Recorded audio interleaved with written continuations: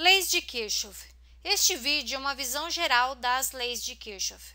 As leis de Kirchhoff são uma ferramenta essencial em análise de circuitos, especialmente circuitos contendo amplificadores. Então é muito importante para nós entendermos o que são as leis de Kirchhoff e como usá-las para resolver os nossos circuitos. Aqui do lado direito eu coloquei, nós temos duas leis de Kirchhoff, a lei dos nós ou lei das correntes e a lei das malhas ou lei das tensões. Nas leis dos nós, nós temos que entender o que é um nó, então eu coloquei a definição aqui do lado. É um ponto do circuito onde se conectam 3 ou mais elementos. Então toda vez que eu tiver um nó, uma junção, eu vou ter 3 elementos no mínimo ligados a essa junção. Pode ser mais que isso, pode ser 4, 5, né, ou vários elementos ligados à mesma junção, mas no mínimo 3. E aí eu vou ter correntes chegando e saindo nessa junção. Da malha, o que é a malha? A malha é um trecho do circuito que forma uma trajetória eletricamente fechada. Nós vamos ver isso dos circuitos aqui do lado. Então, primeiro vamos identificar alguns nós nesses circuitos daqui. O primeiro circuito, nós vamos começar por esse ponto aqui, que muitas vezes a gente se confunde. Esse ponto aqui é um nó, essa junção? Nós vemos que ele liga a fonte de tensão V1 e o resistor R1. Ele liga apenas 2 elementos, então ele não é um nó. Vamos passar aqui para o lado. Esse ponto aqui é um nó? Olha, nós vemos ele está ligando R1, R2, R3, no mínimo, né, conectam 3 ou mais elementos. Então, isso daqui é um nó, essa junção. Nós podemos identificar qualquer letra do alfabeto, eu vou colocar aqui letra A. Vamos olhar aqui para o lado, né, esse ponto aqui. Então, a gente vê que esse ponto, como não tem nada ligando aqui, é o mesmo desse, que é o mesmo desse. Aqui seria a mesma coisa, vou desenhar aqui do lado, que eu tivesse R2 e o R3 ligados dessa forma. Então, aqui é o R2, aqui é o R3, aqui é o caminho que vai para o R1 e aqui eu vou para a minha fonte V1. Eu estou olhando para onde, quando eu falo desse ponto esse, eu estou olhando aqui embaixo. Pergunta, ele é um nó? Ele liga o resistor R2, o R3 e aqui desse lado eu tenho a minha fonte V1. Então, ele também é um nó. Próximo, nesse circuito aqui, aqui a gente vê a mesma coisa, o V1 e R1, a gente já sabe que esse ponto aqui não é um nó. E esse daqui, né? Ele é um nó? Olha, ele liga o resistor R1, R2 e a fonte de corrente aqui. Então, ele é um nó. Vamos olhar para esse circuito aqui de baixo, que tem um amplificador. Mesma coisa aqui, esse ponto aqui não é um nó, mas e esse daqui? Esse que liga o R1, R2 e o amplificador, ele é um nó, pois ele está ligando no mínimo 3 elementos. A mesma coisa aqui, ligando 3 elementos, R2, R4, R3. Aqui, liga R4, R5 e o amplificador, também é um nó. Então, é dessa forma que nós temos olhar para os circuitos, olhar se está ligando 3 ou mais elementos para identificar os nós do circuito.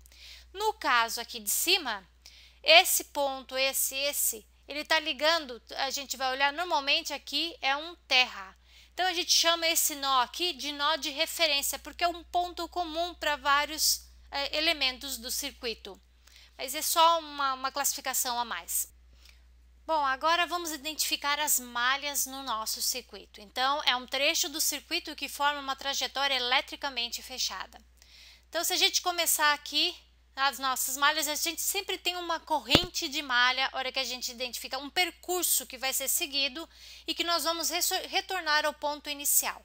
Então, supondo que comecemos aqui nesse ponto, nós vamos seguindo aqui o R1, R2, aí passa por aqui, volta, chegamos ao ponto inicial. Então, isso daqui é uma malha, deixa eu mudar de cor. Vamos começar agora aqui, nesse ponto aqui embaixo. Começamos aqui, sobe pelo R2, passa pelo R3, temos uma outra malha aqui. Última malha que podemos analisar aqui no nosso circuito. Nós vamos fazer uma malha externa que a gente fala. Vamos começar aqui, dá a volta, passa pela fonte de alimentação V1, resistor R1, R3 e voltamos aqui para o mesmo ponto de saída. Então, nós identificamos nesse circuito 3 malhas, uma malha externa e 2 malhas internas. E a gente põe a letra, o símbolo que quiser. Por exemplo, essa aqui A, essa daqui B e essa C. E quando fazemos essa identificação, vocês viram que eu circulei no sentido horário, né? No sentido horário. Vocês podem fazer o inverso. A maioria dos circuitos que eu analiso, eu uso o sentido horário. Mas se vocês fizerem isso para a malha A, também tem que ter consistência. Então faz para B, para C, para todas as malhas do circuito, um único sentido. O próximo aqui, a mesma coisa. Então vamos ver, nós podemos fazer uma malha externa, mesma coisa, começando aqui, passa pelo V1, R1, a corrente, a fonte de corrente e voltamos por aqui. A malha interna, né? Vamos ver, nós começamos aqui, passamos pela fonte de tensão, R1, R2 e voltamos. E a segunda malha, a mesma coisa aqui. Começa, passa pelo R2, volta, passa pela fonte de corrente e fecha aqui. Temos 3 malhas nesse circuito. E nesse circuito aqui? Então, normalmente nós não usamos lei das malhas ou lei das tensões para analisar circuitos com amplificadores operacionais. Na maioria das vezes é mais fácil a gente utilizar a lei dos nós, porque é mais fácil, né, identificar o nó como nós já fizemos. Aqui é um nó, aqui é um nó, aqui é um outro nó. É muito mais fácil a identificação dos nós e achar algumas variáveis. Mas supondo que eu fiz toda essa identificação, achei as correntes e eu não consigo ainda chegar num resultado final, aí eu tenho que usar a lei das malhas. E uma das leis das malhas, uma malha que dá para identificar legal aqui, são as malhas externas. Porque o amplificador operacional, ele é um componente que a gente considera uma caixa preta dentro do nosso circuito, né? Então, nós procuramos andar externamente a ele. Então, a gente começa sempre com uma referência aqui no terra. Então, eu vejo que tenho terra aqui, eu tenho terra aqui, eu tenho terra aqui, mas eu vou dar preferência, né, para as malhas que tem os pontos que tem os resistores. Então, por exemplo, aqui, eu começo aqui nesse terra, passo pela minha V1, passo pelo meu R1, aí eu vou subir aqui pela minha R2 e eu vejo que eu tenho um terra próximo de mim, perto do R3, passo pelo R3 e cheguei no terra. Esse ponto aqui, deixa eu mudar uma cor aqui, o ponto terra aqui e aqui é o mesmo, então eu fechei o meu circuito, eu fiz uma trajetória eletricamente fechada. Aqui eu tenho uma malha, que poderia ser, né, representada da seguinte forma. Eu tenho o meu V1, o meu R1, o meu R2, o R3 e aqui é o terra, ou eu posso juntar os dois, que é um ponto só, e desenhar um único terra. Então, V1, R1, R2, R3. Por exemplo, eu não quero descer até o R3, né? Deixa eu começar aqui de novo. Então, eu começo aqui, né? Passo pelo V1, R1, passo pelo R2, não quero descer pelo R3. Vou pelo R4 e desço até o R5. Vejo um terra aqui, parei, cheguei.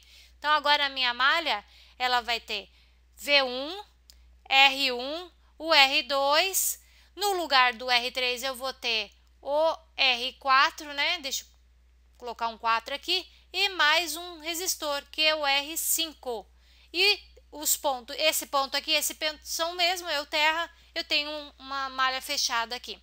Então, é dessa forma que nós temos que encarar os circuitos quando vamos usar leis de Kirchhoff, as leis dos nós ou das malhas. Primeiro, nós temos que aprender a identificar os nós e as malhas nos circuitos. Agora, nós vamos passar para o próximo passo, que é a análise de um circuito.